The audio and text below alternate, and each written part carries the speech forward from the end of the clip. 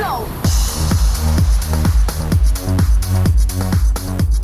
Welcome to episode 47 of the Gluttons For Punishment Podcast, or GFP, a Toronto Maple Leafs and NHL podcast hosted by Michael Lepore and Anthony Bruno. He's Lepore, I'm Bruno. Thank you so much for listening and watching us on YouTube as well. If you're a new listener and you enjoy the show, it would be a big time help if you give us a 5-star rating and review on Apple. And if you're watching us on YouTube and you enjoy the content, we would appreciate it so much if you smash the like button, subscribe to the channel, and ring the notification bell so you know exactly when the GFP podcast is posting some new content. All right, everybody. As of Monday, January 10th, 2022, the Toronto Maple Leafs, they have been on a roll. I know that they just came off a 5-4 overtime loss to the Colorado Avalanche, blowing a 4-1 lead. But when you zoom out and you look at the big picture, the Leafs have been playing well. So we are going to get into everything that has happened. The Leafs have only played 3 games since December 14th. It feels like Lepore and I haven't recorded a podcast in like 2 years, but we are finally back. Happy New Year to everyone in GFP Nation. We're going to get into everything that's gone down with this team over the last little while. But first, it is time to welcome in my partner in crime, Mr. Michael Lepore. How you doing, man? Anthony Bruno, thank you for the intro. How am I doing? How is Michael Lepore doing? If you look over my shoulder, those on YouTube can see that my 1991 authentic game issued autographed Wayne Gretzky jersey is in shambles because the panel inside the frame broke. So you thought you were having a bad day? I came down the stairs to see that. So absolute nightmare for Michael Lepore. Other than that, things are a-okay, I guess. You know, it's a damper. But episode 47, you ready for this one, Bruno? I'm ready. Shout out goes to Uncle Leo Komarov, who in 2016, if Leafs fans can remember, was an NHL All-Star. Leo Komarov, the NHL All-Star. Get a load of this, Bruno. In his first 37 games that year, Uncle Leo had 27 points with 15 goals. He had 27 points in the first 33 games. That is correct. Oh my God, the guy was almost at a point a game. Yeah, he beat out Van Riemsdyk for the Leaf spot on the All-Star team. Figure that one out. And now he's back in the KHL now, right? I don't know where he is. I think he's playing somewhere in Europe. Yeah, since he left the Islanders. Yeah. But yeah, I think that in the second half of that All-Star season, like, he was awful. Well, I'm sure. I don't even think he had like 10 more points the rest of the season after playing in that All-Star game. But hey, shout out to Leo Komarov. The guy was an NHL All-Star. How many of us could say we were NHL All-Stars? So that is true. And congratulations. Cool Leo. And congratulations to all those players who were part of those teams that allowed us to pick high and get players like Willie Nylander, Mitch Marner, and Austin Matthews. We're very grateful to those average and below average players that donned the Toronto Maple Leafs jersey during that era. Absolutely. Thank you for donning in the new era of an actual good Leafs team. A good Leafs team that can't win a playoff series. So that is correct. The Leafs are always dealing with some sort of issue that drives us all insane. But anyway, Lepore, it is time to get into, usually I say to get into the week that was, but the Leafs, like I said, have only played 3 games since December 14th. If you remember on the last podcast, I was at that game at Rogers Place in Edmonton. Sweet. And then it just felt like an entire year had gone by until the Leafs played again. But they finally played another game January 1st at home against the Ottawa Senators, picking up a 6-0 victory. Jack Campbell's 4th shutout of the season. The Leafs scored 2 shorthanded goals in the first period of this game. Justin Hall and Ilya Mikheyev. And shout out to Ilya Mikheyev, Lepore, who has looked pretty damn good. Yeah. Since making his season debut against the Oilers in December. Yeah. So he's off to a good start. It's nice to see him back in the mix, buzzing around like he usually does. Then the Leafs followed up that 6-0 win with a 4-2 victory over the Edmonton Oilers. Now, I will say the Oilers were playing without McDavid, Tyson Barrie, Derek Ryan. All 3 of those guys were in COVID protocol, and Ryan Nugent-Hopkins is out with a lower body injury. He could actually be out 3 to 4 weeks, but this is, going back to the beginning of January. So he probably still has at least a couple more weeks to go before he's healthy. But yeah, that was nice to see the Leafs beat the Oilers again. And then, like I mentioned, their last action was on Saturday night in Colorado, blowing that 4-1 lead and losing 5-4 in overtime. So, Lepore, all things considered, this team is still in a really nice spot right now. Just in terms of points percentage, they are third in the NHL right now, winning games at over a 70% clip. Yeah. So it's crazy how many games it's been pretty solid, despite, that 4-1 blown lead on Saturday night, where, there are probably some people who think that the world is crumbling down on Leafs Nation. But Lepore, give me your take on what we've seen from this team recently. Okay, well, we'll step back. We'll start and we'll quickly run through that Sens game. It's because, as you mentioned, it kind of seems like it was a year ago, but it was a game of random goal scorers for the Toronto Maple Leafs. First period, it was actually kind of funny. Notice on Twitter, a lot of Sens fans were really upset because they thought the Leafs were getting all the calls. And then I believe it was Morgan Riley took a penalty. And on that Sens power play, the Toronto Maple Leafs scored twice, 2 shorthanded goals in a single penalty kill. It was something like their first time doing that since the early 60s. The first one was Hall on a 2-on-1, nice pass from Kampf. And Mikheyev, it was sort of a shorthanded breakaway 30 seconds later. The shots at that point were 10-1 for the Leafs, just purely dominating the Sens. They finished the period at 11-4. As I mentioned, it was a game of random goal scorers for the Toronto Maple Leafs. And in the second period, it was TJ Brodie scoring a goal scorer's goal with a wraparound to make it 3-0. And we'll get to this topic a little later. But Campbell, I think it was on Formanton, made what I thought could be the save of the year. And I've changed my mind since that save, but at the time it was it's an incredible save either way, but I think it's been dethroned as one of, if not the saves of the year. So Leafs go into the third period up 3-0. Willie scores on a breakaway from Dermott. Mikheyev on the power play with 5 minutes to go. And Willie finishes it off to give the Leafs a 6-0 lead with a clapper. Shots in this game, as I mentioned, the Leafs were dominant, 40-23 in favor of the blue and white. And our friends at Money Puck had this game. This may have the belt for the Toronto Maple Leafs performances of the year.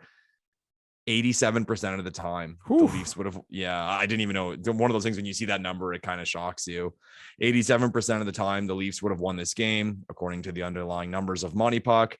So easy peasy at home, crush a bad team, do what you're supposed to do. No reason not to be upset, Bruno. And one interesting stat from this game, Lepore, Austin Matthews and Mitch Marner held off the score sheet and they still won 6-0. If that doesn't show you the depth on this Leafs team this season, I don't know what does. Because that's impressive. Your 2 best players basically didn't do anything, and you still beat the Ottawa Senators 6-0. I know it's the Ottawa Senators. I know they suck, but that was really nice to see. And like I mentioned, like Ilya Mikheyev, 2 goals in that game against the Senators. He's looked really good. And I think that's a nice shot in the arm for this team to get that speed back, to get a guy who can kill penalties, who can play on the second power play unit, who can play up and down the lineup. And I know last year, for those of you who watched the All or Nothing documentary, Ilya Mikheyev wanted to get out of Toronto. He thought he was being underutilized. He had multiple meetings with management, with Kyle Dubas. He requested a trade in the offseason. But thank God he's still here, because I think he gives the Leafs, like I said, a big-time shot in the arm, especially with that speed, a guy who can just play anywhere in your lineup. So that was nice to see. But Lepore, man, this Senators team, I mean, it's just brutal. Right now, 30th in the NHL in terms of points percentage. They are sitting at 9-18-2 after 29 games. Like, if you're the Ottawa Senators at this point, Lepore, do you have any motivation with COVID, with all the breaks in the schedule for every team, not just the Senators? But when you look at these teams at the bottom of the standings, they must be thinking, just just finish this damn season. Like, I'm done with this crap already, even though we're only 30 games in for most of these teams, 30, 35 games, but it feels like we're like 55 games in. So it must be tough for the Sens, man. Yeah. So to your point, imagine that. Imagine being in this type of situation, dealing what you're dealing with, and there's 50 games to go. You can't even look forward to like a home stretch or just a chance to kind of like look ahead and see something good. And by that, I mean the end of the season. And I think it's kind of, how do I put this? It's something that's kind of spread over the league right now. If you look at the standings too, and we talked about it before on the show, how there's a big separation right now with the good teams and the bad teams. And there's sort of that line of like Dallas, and then one below that in the overall standings, you get to Detroit, where you have a team that, if they turn things on, they could fight for a playoff spot. And then in Dallas, and then if you move one down to Detroit, you have a 500 hockey team in the Eastern Conference. So I'm not going to say the season of the Detroit Red Wings is officially over, but it's getting there. It's getting there. It's an uphill climb. If we did the math on the record they'd have to put up in their last 45, 50 games to make the playoffs, I'm sure it'd be a pretty friggin' impressive record. And to be honest, Bruno, I genuinely feel bad for these teams. I genuinely do, because I can't imagine, especially, and we will talk about the Sens, this team has dealt with a lot. They were probably, it was them and the Islanders who were hit the hardest by this whole COVID thing. There was games where they were missing like 7-8 guys. They had guys playing their first NHL games being called up who had no business being called up, just getting killed every night. Your season from a competitive standpoint is over. And like I said, you have 50 games to go. And what's even more brutal is that it's not even a consistent schedule where you can get rhythm. You're waiting around, games are getting postponed. You think you're playing, you're not playing. Who knows what the travel is for these guys? I'm sure they're being a little bit more calculated with when they travel to certain places, like minimizing as much as possible. So just a nightmare season. I feel sorry for a lot of these players playing for teams in the bottom half of the league. And I don't know, man. Like I don't have a solution, because I mean, COVID doesn't really have a solution, and they'll try their best to work it out during what would have been the Olympic break to get things evened out. But it's a tough one. And I'll ask you, Bruno, if you're a fan, it's pretty shit too. It's brutal. Like put yourself in the seat of an Ottawa Senators fan right now. So the team had a bad start to the season. Blame it on whatever you want. Blame it on the team, the goaltending, that there was drama there, the COVID situation. But either way, this team sits at the bottom of the league. And there are so many games to go. And to me, when you go into a season and your teams, I'm talking from a fan's perspective, if your team's not very strong, there's always the positivity of a high pick, or really just seeing improvement from your team so you can look forward to the future with some positivity. It's kind of tough to do that right now, I think. And I'm not saying teams should not be, or fan bases should not be excited about the potential of a high pick, but I just think with everything going on, it still sucks, and it's a damper. And again, back specifically to the Sens fans were really hoping for competitiveness this year. I'm not saying they all thought they were going to make the playoffs, but they saw a team that could, maybe do some damage. Striking distance of a playoff spot. Sure. 500. My prediction for the Sens this year was about 500, maybe a little under 500 is what I thought, because of their young speed and the potential a lot of their guys have to grow. But again, blame it on COVID, blame it on whatever you want. It hasn't happened. And to me, that's kind of fearful too. Like a player like Timmy Stützle, is this hurting his development? I mean, it can't be helping his development. I'll put it that way. And regardless of the reason, at some point as a fan, you want to see competitiveness. So I'll say it. Thomas Chabot, one of the premier defensemen in the National Hockey League, he's in his 5th season. It's kind of weird. People forget Thomas Chabot is older than Austin Matthews. And crazy. What do you think about that? The Sens are not going to be competitive this year. So he's going to go into his 6th season as a premier NHL defenseman, and he's never sniffed competitiveness. That's not a good thing. And like I said, blame whoever you want. Like blame COVID, blame the management, blame the team, blame their goaltending issues early in the year, but it's not good for these guys. And I'm not saying it to shit on them. I'm saying it because I feel bad for them. I feel bad for them. I really do, Bruno. No, you said it, man. Like Thomas Chabot is in his 5th or 6th season. Brady Tkachuk is in his 4th season in the league. Yeah, this is year. Well, I guess, okay, the 2016-2017 season doesn't count for Chabot because he only played 1 game. So yeah, technically his 5th season. Tkachuk in year 4, Stützle now in year 2. And there's some other young players who have now been here for a little bit as well. Like this team at some point, it has to stop when it comes to thinking about draft picks and development and all that crap. Like you got to start winning games and being competitive at some point. But I think that was the mindset this year, Bruno. I really think it was. So that is a huge disappointment. And we have both talked about this on previous shows about the Ottawa Senators, how at some point it has to get to a point where you're trying to win games and you're trying to make the playoffs. How many years are you going to go where you're like, oh, we suck again this year. We're going to get another high draft pick. How many times do you want to go through that? At some point, you have to establish a winning culture. You have to establish a foundation of competitiveness. And what you're seeing from the Senators now, it's awful. It's awful for the team. It's awful for the fans. And even just looking at the whole Eastern Conference in general, Lepore, the playoffs are essentially set in the East. The West is a little bit different, specifically the Pacific Division, which is probably going to be the craziest division down the stretch in terms of who's actually going to slot into the top 3 and who's even going to win that division. Although it does look like Vegas at this point is probably going to take the Pacific, but that division seems wide open. Even the Central, when you look at the top 3, that's wide open. But in the Eastern Conference, so in the Metropolitan, Carolina, New York, Washington, and Pittsburgh, those 4 are essentially locks at this point. Well, isn't Pittsburgh like 19-10-2 or something, and they're sitting in 4th? Yeah, Pittsburgh 29-5. There you go. And they're sitting in 4th place in the Metro. So those teams are all locked into a playoff spot because there's no chance Columbus, Philly, Jersey, and the Islanders are gonna. They're all like Columbus right now, right behind Pittsburgh, 12 points behind. Like I know there's 50 games left, but I'd be stunned if any of those 4 teams make the playoffs. And then you look at the Atlantic Division. Florida, Tampa, and Toronto are all locked into the playoffs. Like it would take an absolute catastrophe for one of those teams not to get in. And then you have Boston. So it's basically just like Boston and Detroit fighting for a wild card spot.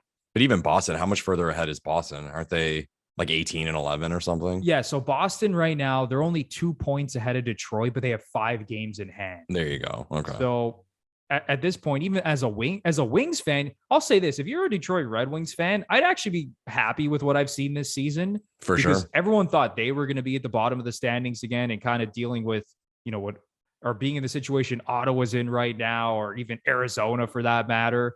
But for that team to be at 16-4, 500 record through 36 games, that's not bad. For that team. And I think Senators fans wish that their team was in that position. I was going to say, I think that's what Sens fans were hoping for this season. So it sucks, man. And it's shit for the good teams too, right? Even for fan bases, because I don't know about you, and again, the delays, the postponements piles on this, but I'm getting kind of bored. So am I. You're playing a lot of bad teams. You're playing a lot of teams that have nothing to play for, really. Teams that, and even too, man, the season sucks. Like we play the Oilers. Here you go. Saturday night, Maple Leafs, Oilers, Connor McDavid in Toronto, full building. Nope. No fans and no Connor McDavid. Shit, man. It sucks from a fan's perspective. And the Leafs win. And yeah, you're happy they won, but there's that thing of, well, the Oilers are in shambles because they are missing a few key pieces, and it's pretty tough for them to be riled up at this point. I mean, the Oilers aren't out of it. They've been terrible lately, but it sucks. It sucks for everyone. It sucks for the players, sucks for the fans. I mean, I guess there's some GMs and coaches at the top that feel kind of comfortable in their job, so happy for them. But as far as I'm concerned, that's about it. Yeah, it's brutal. I guess the only positive thing you can look at is a lot of these teams who have gone through these COVID outbreaks, even the Leafs, like they had, I believe the count is at 17 players who've been in COVID protocol. You just hope at some point that we get this over with now where it just sweeps through a bunch of these teams. And then hopefully over the next couple of months and then leading into the playoffs, we stop having postponements and we can actually start playing some hockey again and being consistent with this schedule. Because like you said, Lepore, there's just no other way to slice it here. It's been brutal for everybody, the league, the fans, the players, everyone.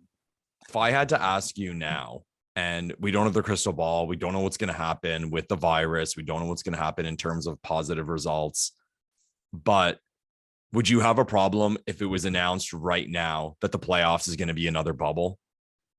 I'd be fine with it, honestly. As long as we get an actual playoffs, I'd be happy at this point. Because the trade-off to me is bubble, which sucks and sucks for the players, but not having a bubble and the risk of players being out. Austin Matthews had a positive test last week. I have a positive quick test. He took another test and he came back negative. Imagine the Leafs in the second round of the playoffs and Austin Matthews is gone. What? That's horrible. It's almost like, what's the point? Yeah, but Lepore, knowing the Leafs, it would be before game 1 of the first round. Austin Matthews test positive. And then just announced the first 3 games. Just announced right before the puck drop. That would be so on brand for the Leafs. I wouldn't even be surprised. Matthews, well, Marner's it'd be like Matthews, now. Campbell, and Riley, like the day, the hours before puck drop. Oh my God. Like let's not even throw those bad vibes out there. It's time for a quick break for a word about MANSCAPED. Cheers to 2022 and resolutions you can actually keep. Set your first New Year's resolution with good intentions and join the 4 million men worldwide who trust MANSCAPED. Use our exclusive offer. Go to manscaped.com and use the promo code GFP20 for 20% off and free shipping. Lepore, these products are the best. They are the best, Anthony Bruno. And you mentioned New Year's resolutions. People throw things out there like, I'm going to lose weight this year. I'm going to exercise this year. Let's be honest, look in the mirror. You're not going to do those things. So why not set something realistic like keeping your balls clean? And there's no better way to do it than with the Lawnmower 4.0 from Manscaped. You nailed it, Lepore. Resolutions you can actually keep. You have the Lawnmower 4.0, the body wash and shampoo. They will keep you nice and clean, smelling good, and there's nothing better than that. So once again, everybody, go to manscaped.com and use the promo code GFP20. You will get 20% off and free shipping at manscaped.com using the promo code GFP20. All right, Lepore, let's move on to the second game. Again, I wanted to say the second game of the week, but the Leafs have only played like 3 games in the past month. But they played the Edmonton Oilers. January 5th. Oh, Lepore, you know I love talking about the Edmonton Oilers, and we'll get into that in a second. I love the Oilers, Bruno. I love the Oilers. Oh, man. I know you're jerseys. a Gretzky guy. I know you're an Oilers guy. I mean, I know you're obviously a huge Leafs fan, but you have that soft spot for the Edmonton Oilers. But based on how they've been playing, man, this is a disaster. I will make a point, and Oilers fans, comment down below about this one. The new Oilers jerseys, that dark blue with the orange, it's sharp. I'll give them that. It's a sharp jersey, but it's not the Oilers. The Oilers are supposed to be that blue and orange jumping at you. It's historic. They won cups in that jersey. Everyone has their vision of Gretzky wearing that jersey. So I think they might be completely done with it. I think the regular home is just that blue one with the orange. But Oilers fans, comment down below how you feel about that jersey. Are you saying they suck because of the jersey, Lepore? They 100% suck because of the jersey. Yeah. But no, it's just, to me, it's not the Oilers. I'm okay with the orange one here and there because it's a little different. If I remember correctly, they wore that one a bit in the WHA. And the Oilers actually did wear sort of a navy blue with an orange and white logo in the WHA as well. And I guess this one's kind of a touch on that, but nah. Give me the classic blue with orange with white trim, and even the socks. The socks are amazing. But anyways, let's move on to the game. No, I agree with you though. That jersey, it's not very Oilers, and it's just compounding their problems. Not only does the team suck, now Michael Lepore, the biggest jersey snob in the world, is giving a massive thumbs down to that Oilers jersey. So, but even neutrally, I find the jersey, again, it's sharp as hell, but you can't see the numbers that well on it because there's no white trim on the orange. It's just orange on dark blue. So everything's in shambles for that team right now. They don't know what they're doing in Edmonton. It's just a mess. But getting into the game, like I mentioned, Oilers had 3 guys in COVID protocol, including McDavid and Tyson Barrie. Ryan Nugent-Hopkins out. They came into that game against the Leafs having lost 10 of 12 games with a minus 17 goal differential. And on top of that, there was a little squabble, if you want to call it that, between head coach Dave Tippett and goaltender Mikko Koskinen.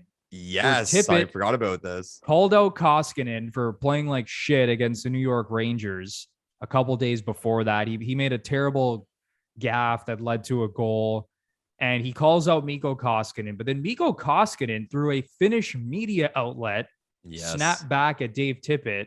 He said, "It's not nice being thrown under the bus. I have to be better, but at the same time, we scored 7 goals in the last 6 losses. I can't score goals." Take that. I love it. I love Koskinen firing back. And is it just me, or are the Finns typically like that? They don't put up with bullshit.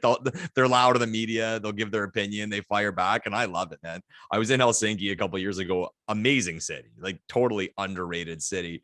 And so I've always since then kind of rooted for the Finnish players, and I love it. I love him firing back.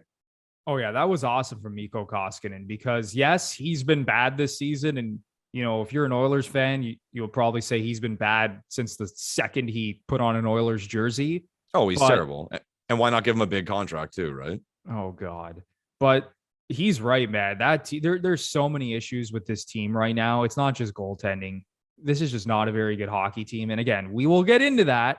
Yeah. But first, Lepore, let's talk a little bit about the Leafs. So they pick up a 4-2 victory, moving to 24-1 over their last 25 games up until that point. Pretty insane run. Ilya Mikheyev scoring the game-winning goal on the power play. It's a routine now. This dude is just turned into an absolute sniper. And that goal that he scored, that was a snipe from the slot. That was a goal scorer's goal from Ilya Mikheyev. But Smith was fucking, I mean, speaking of the Oilers and problems, Smith was fucking deep in his net on that goal. You see that one? He was like almost on the goal line. Like, what do you, and I like Smith, but not a good look. He's for come back down to earth as well, Mike Smith, because last year he was incredible. And I know he's dealt with like injuries and stuff like that this season, but I think he's only played like 4 games though. Yeah, he's played 6 games. He has a sub 900 save percentage and a 3.76 goals against average. Ouch. So yeah, the goaltending for Edmonton has been a complete mess. But Lepore, give me your take on how the Leafs looked in this game. It kind of got sketchy for a second. I thought, oh my God, they might actually not win this game on home ice. No Connor McDavid in the lineup. Yeah. I was getting scared a little bit because I had actually just ripped the Oilers in a social media video like the day before this game. Perfect. And I was ready for people to just absolutely torch me, especially on TikTok. But thank God the Leafs were able to hang on for this victory.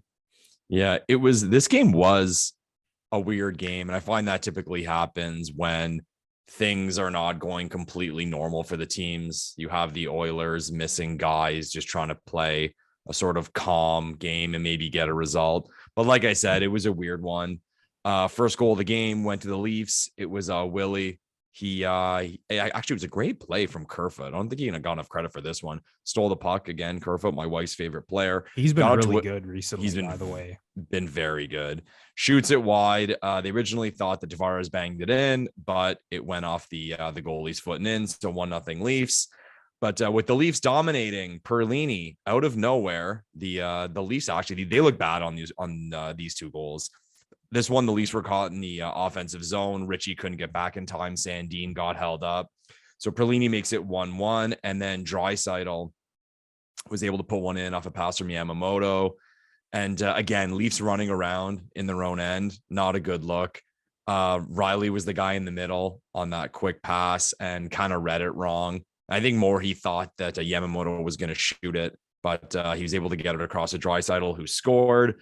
But then again, weird week for the Leafs in terms of goal scorers. Like we said, Brody, with just seconds left in the period, fires it on the net, hits a leg and goes in. So the Leafs, like I said, after a weird period, go into the second period up by 2. Not the most eventful second period. You had Marner hit the post with a great move, and the horn went. They actually thought the Leafs had scored, but the referee waved it off right away. And then a little later, Willie had a breakaway, but he was unable to get the puck to settle for him. So it's kind of a tough one, and he wasn't able to get the greatest shot off, and it was stopped. So tie game 2-2 going into the third period. As you mentioned, our boy Soup, Ilya Mikheyev, scores on the power play to give the Leafs a 3-2 lead. Kerfoot, who we touched on, has looked great lately, hit a post when he was in on goal, but then was rewarded a little later with the game's empty netter to put a cap on it. Leafs win 4-2. Shots were 33-30 in favor of the Buds. And Money Puck had the Leafs winning this game. And funny, again, we talk about underlying numbers and we talk about high danger scoring chances. So here you have a game where the game was tied going into the third period. The shots finished fairly even, 33-30. But Money Puck had the Leafs winning this game 74% of the time. I'm not surprised by that. Yeah. I mean, I thought the Leafs, although it was sketchy towards the end when the game was tied at 2, it still felt like the Leafs were just the better team. And with Connor McDavid not in the lineup, you just weren't even remotely scared of that Oilers offense besides Leon Draisaitl. And it's funny because Draisaitl ended up scoring a goal. It's like, cover the one guy who's going to beat you. There's literally one guy. Just make sure he doesn't do anything and you're going to win this game. And of course he found a way to score a goal, but it was nice. It was nice to see the Leafs battle through some adversity there and avoid, honestly, what I thought would have been a catastrophe if they lost on home ice to an Oilers team without Connor McDavid that had been playing that terribly over the last month or so of the season. Yeah. We got to talk about the Edmonton Oilers. Of course we do. I need to absolutely tee off on this team right now. Okay, I'm just gonna leave for a bit. You let me know when you're done. Okay. I'll be back in an hour. You can come back in like 25 minutes. Oh, that's it? 25 minutes? I'm surprised. This team, Lepore, is such a disaster. I just shake my head every time this happens to this team because Oilers fans at the beginning of the season were on cloud 9. They got off to a 9-1 start, 16-5 over their first 21 games of the season. 50% power play. 50% power play. I think they were the best offensive team in the league in terms of goals per game. Now Colorado's actually number 1. Like that team has just been lighting everyone up. But the Oilers were just an absolute buzzsaw offensively. But man, oh man, over their last 13 games, 2-9-2. Like I said, you have Dave Tippett calling out Mikko Koskinen. You have now McDavid in COVID protocol. Now, McDavid should be back very soon here. But this team now can't score on the power play because they now do not have the number 1 power play in the league. Guess who has the number 1 power play in the NHL right now? Tell us, Bruno. It is the Toronto Maple Leafs. They officially passed the Edmonton Oilers this week in terms of power play percentage. But Lepore, this Oilers team, okay, I can't get over how poorly built this roster is. It's the same shit we saw last season. It's 2 players playing out of their minds, Draisaitl and McDavid, and the rest of the roster is just not cutting it. It's just not. And I don't give a shit what we saw early in the season with this team and how great they were offensively. And you can tell me that, Jesse Puljujarvi's had a nice season. Same with Nugent Hopkins and even Zach Hyman for that matter, who only has 20 points in 31 games after Oilers fans thought he was going to score 40 goals and be a point per game player with Connor McDavid. It turns out that Zach Hyman is Zach Hyman, but who we really love and think is a very good player. Yeah, we love Zach Hyman, but he is what he is, right? We're just bitter Oilers fans. I just can't believe this team is in this position right now. Looking at the standings, Lepore, they're out of the playoffs. They're out of the playoffs, aren't they? Right now, let me go look at the wild card real quick in the Western Conference. Right now, yes, the Oilers technically are out of a playoff spot. They do have some games in hand, though. But yes, you are right. They are technically out of a playoff spot, which is a disaster in itself. But just looking at the division standings, do we remember how terrible the Vancouver Canucks were just a Yeah. couple of weeks ago? Or I can't even remember now when they officially hired Bruce Boudreau to be their new head coach, because it feels like it happened like 3 years ago. But if you look at the standings right now, Lepore, Edmonton and Vancouver have both played 34 games. The Oilers are only 3 points ahead of the Canucks. Wow. As good as the Oilers were at the beginning of the season, and as terrible as the Canucks were, and all the shit that organization was going through, for these teams to almost be in the exact same spot right now is nothing short of a colossal disaster and embarrassment for this Oilers team. Lepore, if this Oilers team with the two best players in the world, now listen, McDavid's number one, Draisaitl, I don't think he's number two, but he's somewhere in that top five to six players in the world, right? You have two of these guys at the peak of their powers right now, in their prime. If this team doesn't make the playoffs this season, I cannot think of a bigger embarrassment. And this is coming from two Leaf fans, a team that continues to embarrass itself year after year, continues to find new ways to lose in the playoffs, to lose to Zamboni drivers, to lose in the most fucked up ways possible. If this Oilers team fails to make the playoffs this season, I cannot think of a bigger embarrassment in the National Hockey League. Yeah. If you do look at it, it does look, and I hate to pile on the shit. Of course, I hate to pile on the shit, but it does look pretty grim because, as you mentioned, they're 1 point out of the last wild card spot behind the Kings. They do have a game in hand on the Kings, but in the West, unlike the East, there's a lot of teams in that mix. I mean, the Wild have the top spot, Kings have the second spot, and then you have San Jose, Edmonton, the Jets, the Stars, the Canucks. The Canucks are all the way down, but the Canucks have 35 points, and they've been playing well, so you'd expect them more to go on a little run or continue to go on their run. Yeah, they're totally in it. So I don't know. Like right now, would you bet on the Oilers making the playoffs or not? Man, I would still bet on this team to make the playoffs because I think it'll get to a point where Connor McDavid, as pissed off as he probably is at this organization and for management to fail to put a competent team around him, it almost feels like he's going to do whatever it takes to get this team into the playoffs. But honestly, man, it almost feels like a coin flip at this point based on the way this team has been trending. Yeah, McDavid will just decide to put the Oilers in the playoffs. But I think the Oilers, and I don't have a solution here. And again, Oilers fans, comment down below. I'm sure you already have based on Bruno's rant. But I think the Oilers are similar to the Sens in the way that, and this is so broad, and I myself don't always appreciate when people say this, they need to make a move. Something that they have to make a move. They have to shake it up. And I know that's a bad sign. And when you say something like that, things aren't going well, but there just needs to be a change. And if you look at this team, you know what it kind of reminds me of, Bruno? You look at the work Ken Holland has done. Now here's Ken Holland, GM of the Edmonton Oilers, working with the cap all those years in championships he won in Detroit. He had the best ownership in the league and a huge payroll and could do whatever the hell he wanted. Here you have him as the general manager of a cap team. And you look at the moves that he made, the players he acquired, that's a lot of patchwork, man. That's a lot of patchwork. The CC deal. I mean, the Barry one, we think the Barry one's worked out for Edmonton, to be honest. The CC deal, the Keith deal, even the Hyman deal. Like, we love Zach Hyman. I hope Zach Hyman lights it up every night, but that deal is going to age poorly. So these moves seem desperate. You have a team where we gone D. Okay, we need CC and Keith. That didn't solve the problem. That just made the situation worse. And then you have the situation with Hyman where it's like a short-term fix to try to get him to play with some good players. And as a Leaf fan, it reminds me of what we were doing when we were signing guys like Komisarek, or like Pavel Kabina, Hal Gill, just trying to fix that D. Just brutal patchwork signings. Yeah, and it's about patience, I guess. And maybe these GMs look at it, and I've often said they look at it this way, where they know they're not going to be there for that long, so they don't really care. But not very smart.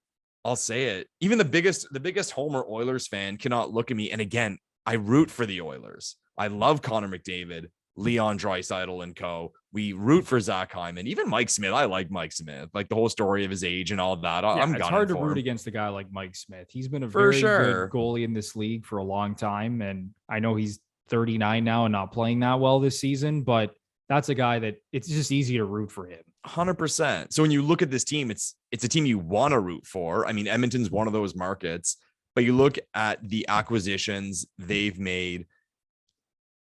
Even the biggest Homer Oilers fan in the world cannot look at this in a positive way. And to be honest, a lot of the time, and I'll separate the deals even within the Oilers, say like the Hyman deal, even though we don't think it's going to age well, we get it. That move, I'll somewhat let the GM off the hook and say, you know what? And again, it hasn't aged poorly yet. I mean, there's a very good chance it will, but we look at that deal and we can see it. The GM saw a player who played with talented players in Toronto. I have 2 super elite players. He'll blend in well, and he brings an X factor.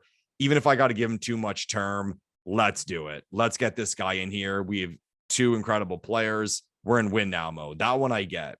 The CC deal and the Keith deal, I have no idea. Yeah, they traded away assets to acquire Duncan Keith's entire remaining contract. And again, I love Duncan Keith. I love Duncan Keith. It's just, I don't get it. And even with Keith, it's a weird one because and correct me if I'm wrong, wasn't the only reason why Chicago traded him was because he requested a trade because the whole COVID thing, he wasn't seeing his kids? I think that was a factor from what I remember. Yeah. It had just gotten to a point where that dude needed a change. And then remember Ken Holland made a point, I believe it was in a press conference where he talked about, Keith's leadership.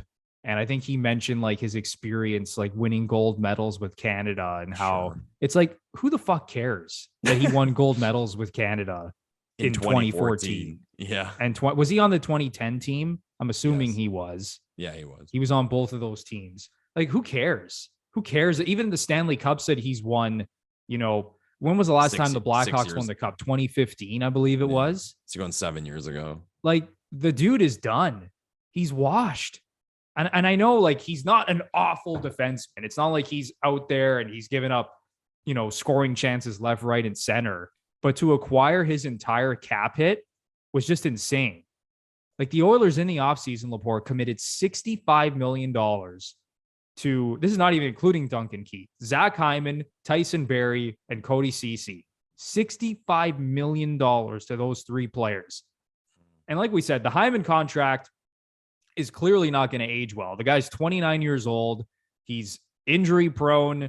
He's playing at his regular Zach Hyman pace right now. He's a 50-point player at best. That's really what Zach Hyman is. Whether he's playing with Austin Matthews, Connor McDavid, Nathan McKinnon, Wayne Gretzky in his prime, like Zach Hyman is what he is. So I don't understand what Oilers fans thought they were going to get from him as much as we love the guy. And then you look, Lepore, at their situation heading into next season. Their only significant unrestricted free agent money coming off the books is Mikko Koskinen at $4.5 million. So when you talk about trying to make this team better and moves that this team can make to put themselves in a better position next season, they don't have a ton of flexibility here. Now, Oilers fans told me this past offseason, $27 million in cap space. I don't know the exact number, but like I said, they blew that all on Zach Hyman and bringing in Duncan Keith and Cody Ceci and Tyson Barrie. And now heading into next season, this team looks even worse, something we both talked about going back to the offseason when we were flabbergasted at some of the moves this team was making. And now heading into this offseason, Lepore, they only have $4.5 million of flexibility coming off the books with that Koskinen deal. What the hell is this team going to do? Unless they make a trade, and I don't know who they trade. There's no chance I'm trading McDavid or Draisaitl.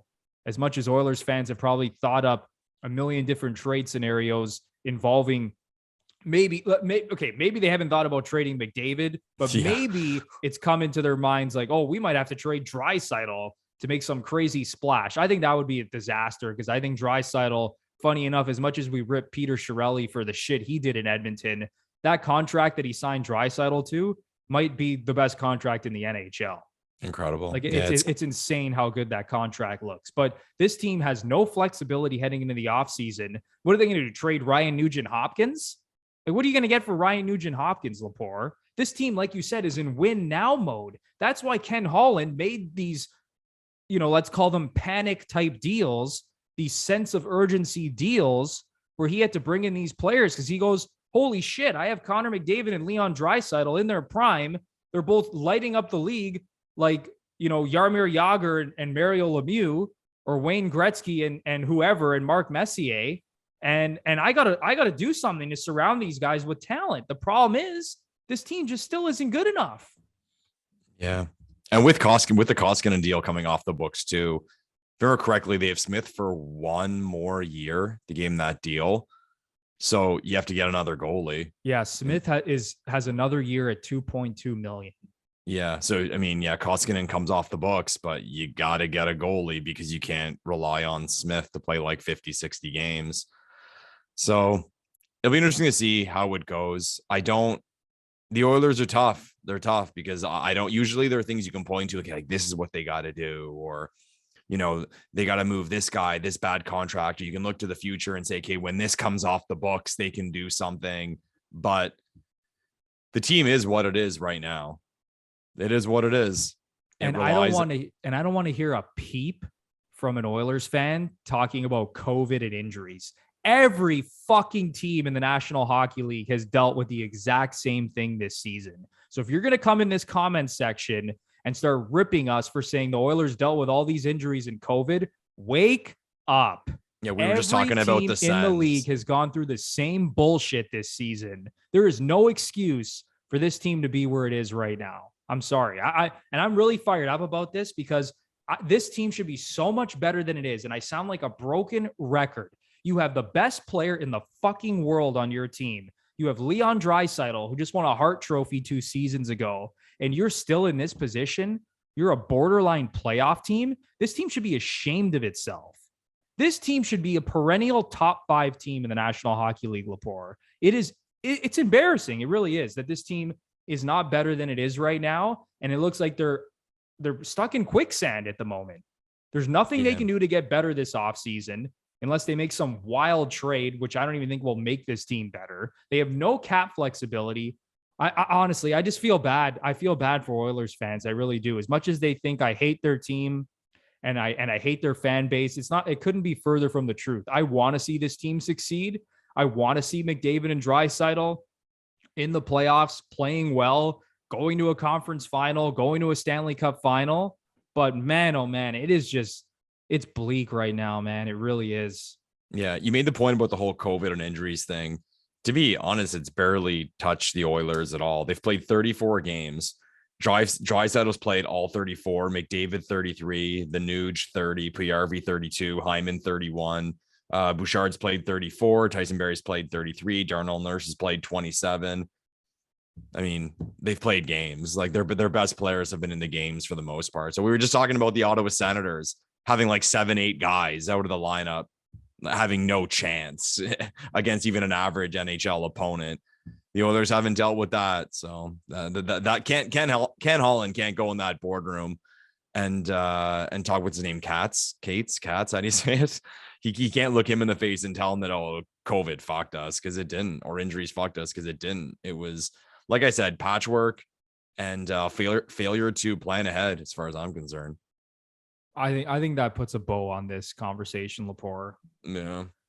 I can go on. Like I said, I can literally go on for the next 3 hours talking about the Edmonton Oilers, but I think we should move on to the next topic. All right, buddy.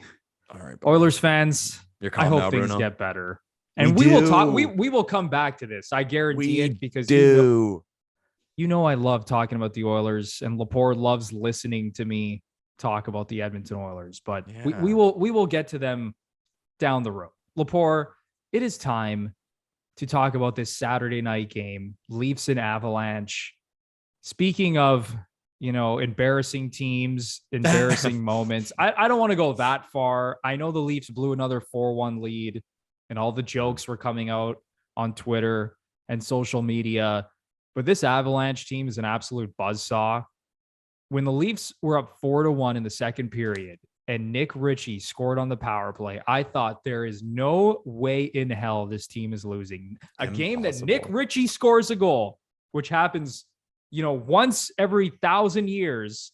There's no way a team can lose when that man scores, and the Leafs found a way to lose that game. Nick Ritchie right off waivers, scoring a goal, and the Leafs still lose. Awesome. Add it to the book. Add the chapter to the book. Yeah, I couldn't believe it. But again, this Avalanche team, man, they come at you in waves. And just looking at the numbers right now in the National Hockey League at some of these team stats right now, goals per game, Colorado is scoring 4.32 goals per game. Shit. Like, who's second? It's insane. Who's second in that category? Second Bruno? Is Florida with at how many? 3.89. I was going to say it's got to be a gap because like over 4 is crazy impressive. That's a considerable difference. That's like they're a half a goal better per game than the next closest team. That's bananas. That's wild. The Leafs have climbed up in terms of the offensive numbers. The Leafs right now sitting 7th in the NHL in goals per game. But this Avalanche team, they're never out of a game, and that was impressive, man. Them coming back and then winning in overtime to crush the hopes and dreams of Leaf fans. Yeah, can you imagine Twitter the next day, Leafland the next day, had we gone into Colorado and just kicked the shit out of them? But God forbid, we're not that lucky. So let's get to the game, Bruno. Kerfoot, who had a great week. I mean, if we did like a Leaf Stars of the Week bit, I mean, he'd definitely be in the discussion. He scored a goal on a 2-on-1 from Mikey B, Michael Bunting. And then Matthews scored kind of like a ping pong goal, and it came right to him. He backhanded it in to make it 2-0 for the Leafs. Then on the third goal for the Leafs, it was Matthews again, who took a pass from the aforementioned Kerfoot. And on this goal, I don't know if you remember this goal, Bruno. So Makar was on Matthews in the offensive zone, and he was all over him and hooking, holding, clutching, grabbing. And Matthews was screaming at the referee for a penalty. And he didn't get the call. And the puck came out to Matthews, and he buried it. And he chirped Makar after the goal in his celebration. And the thing that just hit me right in the gut was the Olympics. We're not going to get an Olympics, a Team USA versus Team Canada. It would have been incredible, man. And you saw it there. Makar on Matthews in the offensive zone having a battle, and we're not going to get that. Can you imagine a medal round game between the US and Canada based on all the talent on both of these teams right now, all the young, unbelievable talent? You can say this every Olympics about, there's going to be great storylines and certain guys have their chance to finally get a gold medal. No. I think this one was revved up to be an unbelievable one. I mean, this talent wise is probably the best Team USA they've ever had. Like legit. And to have you think of the narratives, even like you said, a medal round game, Canada versus USA, Matthews versus McDavid, it would have been so good. It would have been kind of Kane's farewell. I assume he would have been captain of the US. Same goes for Sid. Ovechkin in Russia. Like with Russia, can he do it for Russia in a best on best tournament? It would have been such a great tournament. We were robbed, man. We were robbed. And like I said, we saw it on that single play. So as I said, Leafs go up 3-0 on a back-to-back Matthews goals. Nathan McKinnon came in as a trailer to cut the lead down to 2. So it's 3-1 Leafs going into the second period. And that goal had the feeling. Leafs up 3-0 on Easy Street. Nathan McKinnon scores. Speaking of Team Canada and the Olympics and what we would have seen. And you got those nerves because now you're like, well, now it's a track meet. Colorado at home. They got their goal. But no, it was Nick Ritchie, as you said, who scored on the power play. What a play from Simmons. Great work from Simmons to get him the puck. Leafs go up 4-1. So now you're thinking the Leafs are on Easy Street, right? Now we're on Easy Street. Nope. Colorado scores before the end of the second period. Cale Makar, who I mentioned before, this goal to me showed exactly what Cale Makar is, how he took the puck, went around, was patient, showed great skating ability, and just sniped a shot that beat Campbell glove side. What a player, man. What a player. And I mean, Colorado is on a team that we never get to see, but if you don't watch Cale Makar, tune in, man, because he's worth watching. Unbelievable player. He's illegal, Lepore. He has 15 goals in his first 27 games this season. He should be thrown in jail. A defenseman to have 15 goals in 27 games, that should be illegal. Like that dude is, honestly, he's incredible. What's the most recent? The Leafs had a guy like Cale Makar. Yeah, sure, sign him up, coach. What's the most recent high total for defensemen? I'd like to look that up because there's your Mike Green scored 30, didn't he? Yeah, you probably have to go to you got Mike Green, Brent Burns had a couple seasons, and I think Carlson had a 30-goal season. Or maybe I don't even know if Erik Karlsson did hit 30 goals. I think it was a shit ton of assists. He had like 60 something assists one year. But Brent Burns, I think you're right. I think it's Brent Burns and Mike Green. Those are the two guys that come to mind immediately, just in terms of high total goal seasons for defensemen. But yeah, what Cale Makar is doing, I'm like, this dude has 15 goals in 27 games. That's crazy. Like they were talking on the broadcast, they were like, he's competing with like Paul Coffey to have because I think Paul Coffey had wasn't there a year he had like 40 something goals? They were comparing him to Paul Coffey and his goal pace. Just insane. I want to look up though. So Cale Makar, Colorado player stats. Makar's, the 15 goals, 15 assists. Well, I don't know how many are on the power. Bruno, you ready for this? 15 goals. He's only got 3 on the power play. Oh my God. He's got 12 even strength goals. He's a defenseman. That's absurd. Crazy. And then just shut it down right now. Hand him the Norris Trophy. Like that's insane. You mentioned Brent Burns and Mike Green. I'm sure there was a lot of power play goals in there. I mean, you just assume. We'd have to look it up, but wow, what a player. And I'll say it, man. I mean, we're in an era where we have McDavid and co, but there is an argument, but how much of an argument for Makar winning the Hart Trophy? If he does put up 30, 35 goals, like say 70 points. Yeah. I mean, I think he would definitely be in the conversation. Yeah. It's not a hot take. That's for sure. Oh, and just looking at Brent Burns real quick, Lepore, the most goals he scored in the season was 29. Okay. In 2016, 2017. So yeah, we could be looking at a historic season from Cale Makar when it's all said and done. What a player. And you mentioned too, like let's say it, Brent Burns and Mike Green. Makar's a more complete defenseman than those two guys were. Those 100%. Guys were just all about points and scoring. They essentially played wing, right? Makar doesn't play that style. But as I mentioned earlier with the McKinnon goal, how you kind of thought this is going to lead to a track meet, and it didn't. The Makar goal did put the Leafs on the ropes. So up 2 going into the third.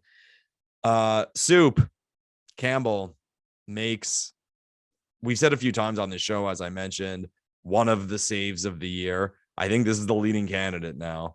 Save of the year, diving across, unbelievable photo of Kadri having his hands on his head in total disbelief that he saved it. So at that point, you're kind of thinking, well, this is the Leafs night / this is not Colorado's night. Leafs are going to get a W. But soon after, Landeskog scored. And to be honest, again, Campbell almost had it. Landeskog made a crazy move, and Campbell got his foot out and just kind of trickled over the line. Muzzin saved it, but the replay show was a couple inches over. So 4-3. And then it was a confer for Colorado that made it 4-4. And I'm going to make a point on this goal, Bruno. I'm going to make a point on this goal. The Leafs were getting absolutely obliterated in this period. Absolutely killed. They're on the road in Colorado trying to hold on to a lead. They're up by 1. The shots were 19-5 for Colorado in the third period. And who made the mistake behind the net for the Toronto Maple Leafs? 8 minutes to go in this situation, Kyle Clifford. And I rarely, if not never, if ever shit on Sheldon Keefe on this podcast. In that situation, what the fuck is Kyle Clifford doing on the ice? Yeah, I will say it. What is he doing on the ice? He was behind the net in this battle. He looked so awkward and just not an athlete. I'll say it. and the puck came out front, easy goal, unbelievable. So after all that, it gets blown because, and I mean, they did make a 3-goal comeback, but Kyle Clifford is the guy who makes the mistake. That's on the coach, man. I totally he should be put that one stapled on to the coach. bench in that situation. Late in the game, 4-4 in a game that you were up 4-1 against the Stanley Cup favorites, and you have Kyle Clifford on the ice trying to defend this absolute buzzsaw of a Colorado offense. Yeah. So Colorado completes the comeback 4-4. Some scary moments. Richie took a penalty late in the third. And there was another coincidental. There was Brody and Kadri got tangled up, which I thought was a weird penalty altogether. They just kind of tangled up. Why call both of them? Just call neither. But anyways, we go to overtime. And it's kind of funny because I always say in overtime, it's a weird thing. And comment down below with your perspective on this. It seems as if in the NHL, the 3-on-3 overtime, you don't want the puck. You don't want to be moving around in the offensive zone, passing it around, because what typically happens is the team's pretty well stationed to defend you. And then a shot goes wide or rims you on the boards and you have a 2-on-1 the other way, or something leads to a breakaway or a misassignment. A guy gets loose and in on goal. But this goal, it was Taze who scored a great goal, and it was a possession goal, give and go to beat Matthews, who was absolutely gassed at the end of a shift. And it beat Campbell 5-hole to give Colorado the 5-4 comeback win against our beloved Leafs. Final shot count, Bruno. I'm sure these two numbers are the worst for the Leafs all year. 49-27 were the shots in favor of the Colorado Avalanche. And according to Money Puck, the Avalanche would have won this game 64% of the time. Ooh, that's a punch to the gut, man, because this Leaf team, we talk about it on every single show. They basically outshoot and outchance every team. Yeah. Like, how many times this year, can we even count on one hand the amount of times that the Leafs, according to the analytics and Money Puck, and you can call us nerds, whatever, make fun of us, but I'm a nerd. But based on so am I. But based on the data, the Leafs outshoot and outchance. I shouldn't say outshoot, but they outpossess, outchance, and 95+% of the time, you go to moneypuck.com and they do the game simulations. The Leafs win like 95% of the time. Yeah. So to go through a game like this, where they get outshot 49-27, 19-5 in the third period, it's a little bit of a wake-up call, because you look at this Colorado team from day one, even when they got off to a bad start and they were dealing with injuries and they had a COVID situation, the books did not waver. They had that team as the Stanley Cup favorites from day one until right now. They have not lost that spot. They are the betting favorites still to win the Stanley Cup. And Lepore, I just think about this team, the Leafs specifically, like if they had to go into a 7-game playoff series against Colorado, do you think they can beat this Avalanche team in 7 games? Tough one, Bruno. I mean, I said a few weeks ago on this podcast that things are different for me this year in the way that there would be no team I would be surprised if the Leafs beat, and I would put them at least at a 50-50, if not put them as a slight favorite against any team in the National Hockey League based on what I've seen this year. And you mentioned the possession numbers. Sit back and watch the Leafs. Actually pay attention when you watch a game. They almost always have the puck. It is watching a Leafs game, and someone comment down below if you disagree with me, but I sit down and watch a Leafs game. They're in the offensive zone. They're moving it around, snapping it around, attempted shot on goal, scoring chance. Team comes back the other way. It's quickly dismantled. Off the Leafs go to do it again. That is the routine. And that's a compliment to my favorite hockey team, but that's what I'm seeing. And to that point, it seems the Leafs, kind of like in that Edmonton game, when they do get scored on, they get scored on off the rush because they always have the puck. Well, what happens? It does happen in hockey. You get caught and the team comes back the other way. Actually, both goals in the Oilers game were like that, if I remember correctly. But I was slapped in the face a little bit watching this Colorado team. And I mean, it's one game, and I'm not making excuses. I mean, the Leafs didn't have Marner, but again, not an excuse. You were up 4-1.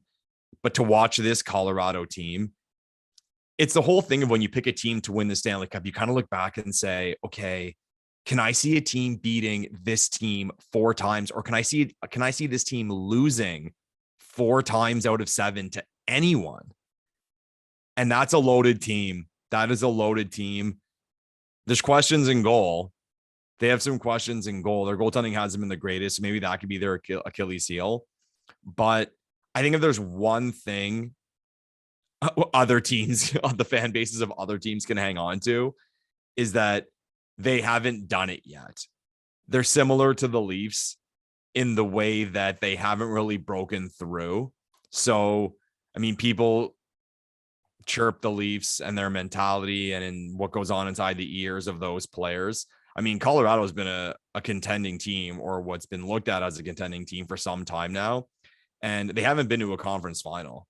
And I always point to different things or different situations that happen in hockey. And I kind of make the joke, like, well, what if that happened to the Leafs?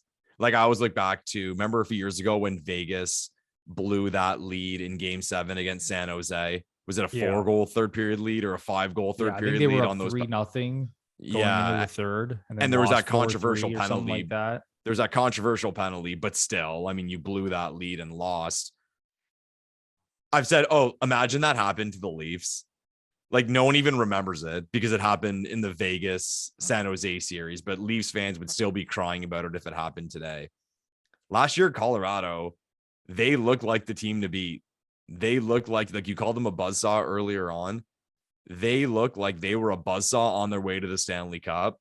They were up 2-0 to a good Vegas team that most people thought was the only team in the West, or the only team in the bracket, the way it was going, who could stop them.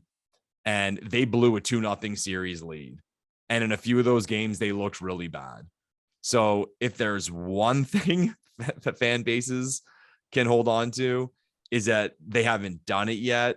So hopefully for other teams, Colorado just can't mentally get over the top. But as far as a pure hockey perspective, it's tough. It's tough for me to see this team losing 4 times out of 7 to anyone, because like it's a cliche statement of they can beat you so many ways. This team can beat you so many ways, and their defensemen all skate. They all move the puck so well. They play fast. From when I saw that game the other night, the way like Toronto's a fast team, they had Toronto running around. That is a fast team. And it's not just speed by way of foot, it's puck movement. And it starts on the back end with the defenseman getting the puck up the ice. They don't give you a chance to breathe. And I'll say it. I mean, the briefcase of $1 million, someone puts it in front of me, as I always say, who's going to win the Stanley Cup? I'd say Colorado. Yeah, I think 90% of hockey fans at this point would say Colorado. And it was the same thing as last season. Like you said, I picked them to win the cup last season. I was stunned when they didn't get past the Vegas Golden Knights despite having a 2-0 series lead. But you said it, man. This team has not broken through. They've now lost in the second round 3 years in a row. You could argue, going back to the bubble, that they got completely screwed.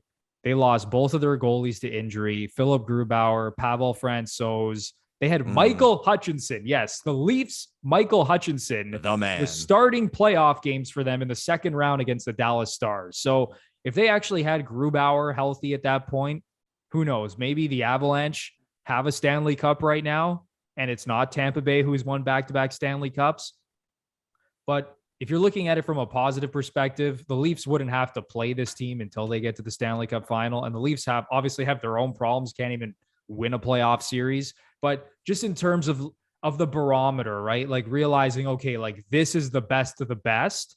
And when you see the Leafs, and to be fair, the Leafs beat this team 8-3 earlier in the season. Now, I know Colorado was missing some guys, and it wasn't a perfect picture of what both teams were. I think you saw what Colorado is now because 49 shots on goal, just absolutely relentless from the drop of the puck. I think that's the real Colorado Avalanche team. Just stop right there, Bruno. Stop right there. Let's remove ourselves as Toronto Maple Leafs fans. Okay, let's completely remove ourselves from bleeding blue and white. If we were watching this game as a neutral, the Colorado Avalanche versus a team that has been the hottest team in the NHL for most of the season, destroyed them. And of course, not on the score, but they absolutely destroyed them by way of shot count, possession, and attempts on net. An elite team. That's all you have to know. And to be able to do that on any night, unbelievable. Like, that was impressive. I was so impressed with Colorado. And we talked about these two teams being the two of the best in the league. If you go back to October 27th, that's when the Leafs started their run. That comeback win against the Chicago Blackhawks when we all thought it was going to shit. The Leafs still have the best record in the league since October 27th, Lepore, and number 2 right behind them is the Colorado Avalanche. Boom. So since the end of October, the Leafs and the Avalanche are the two best teams in the National Hockey League in terms of points percentage. The Leafs are second in goals per game behind Colorado, but the Leafs also, since that moment in time, first in goals against per game and first in power play percentage. Okay. So they've been awesome, but like you said, when you see the game that we saw on Saturday night, I think everyone would say that the Colorado Avalanche are a better hockey team. I think it's plain and simple. And I know Mitch Marner wasn't playing. He was in COVID protocol, but that Colorado team is absolutely nuts. Mm-hmm. All right, Lepore, is there anything else you want to get off your chest before we wrap up this podcast?